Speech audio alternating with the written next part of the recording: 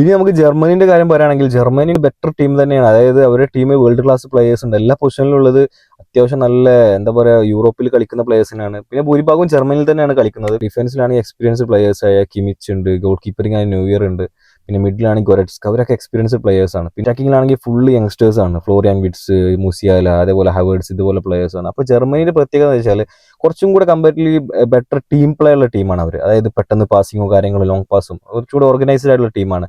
അവർക്ക് എപ്പോൾ വേണമെങ്കിലും കംബാക്ക് ചെയ്തിട്ട് ഒരു ഇപ്പോൾ 2 ഗോളിന് ബാക്കിൽ നിൽക്കുമ്പോഴും മുന്നോട്ട് വരാനുള്ള അത്രയും കെൽപ്പുള്ള ടീമാണ്. പക്ഷെ ജർമ്മനിന്റെ വീക്ക് പോയിന്റ് എന്ന് വെച്ചാൽ ജർമ്മനി പലപ്പോഴും ഇമ്പോർട്ടന്റ് മാച്ചസിൽ ഇതേപോലെ പ്ലേയേഴ്സ് എന്തെയില്ല ഫോം ആവില്ല. മുമ്പത്തെ ജർമ്മനി പോലെയല്ല. പക്ഷെ ഇപ്രാവശ്യം കമ്പാരിറ്റീവ്ലി ഒരു ബെറ്റർ ആണ്. അവര് ഇപ്പോൾ മുമ്പത്തെ ഫ്രണ്ട്ലി മാച്ചസ് എല്ലാം കണ്ടുവരുമ്പോൾ അതുകൊണ്ടാണ് അവർക്ക് 5th പൊസിഷൻ എല്ലാവരും പറയുന്നത്. ജർമ്മനിന്റെ ഗ്രൂപ്പിൽ വരുന്ന ടീം ഒന്ന് ഐവറി കോസ്റ്റ് ആണ്, ഒന്ന് ഇക്കഡോർ ആണ്, പിന്നെ ഒന്ന് വരുന്നത് കുറസാവോ ആണ്. അപ്പോൾ കമ്പാരിറ്റീവ്ലി ഇതിലിപ്പോൾ കുറച്ചെങ്കിലും ടൈറ്റ് കോമ്പറ്റീഷൻ കൊടുക്കാൻ ചാൻസ് ഉള്ളത് ഇക്വഡോർ ആണ്. പക്ഷെ ഐവറി കോസ്റ്റ് ഫ്രണ്ട്ലിയിൽ നമ്മൾ ഫ്രാൻസിനെ തോൽപ്പിച്ച ടീമാണ്. അപ്പോൾ അവരെ നമുക്ക് ഒരിക്കലും തള്ളാൻ പറ്റില്ല. ജർമ്മനി എന്തായാലും ഫസ്റ്റ് പ്ലേസ് ആയിട്ട് തന്നെ ഗ്രൂപ്പിൽ നിന്ന് പുറത്തോട്ട് വരുന്നതിനാണ് എക്സ്പെക്ട് ചെയ്യുന്നത്. എന്നാലും ടൈറ്റ് മത്സരമായിരിക്കും ഇക്വഡോറുമായിട്ടും അതുപോലെ ഐവറി കോസ്റ്റ് ആയിട്ട്. എന്നാലും ജർമ്മനി തന്നെ ആയിരിക്കും ഗ്രൂപ്പിൽ ഫസ്റ്റ് ആയിട്ട് വരിക. പിന്നെ റൗണ്ട് ഓഫ് 32 എങ്ങനെ ആയിരിക്കും എന്നൊക്കെ ഉള്ളത് നമുക്ക് നെക്സ്റ്റ് വീഡിയോസിൽ എന്ത് ചെയ്യാം, ഡിസ്കസ് ചെയ്യാം എങ്ങനെയാണ് വരിക എന്നുള്ളത്.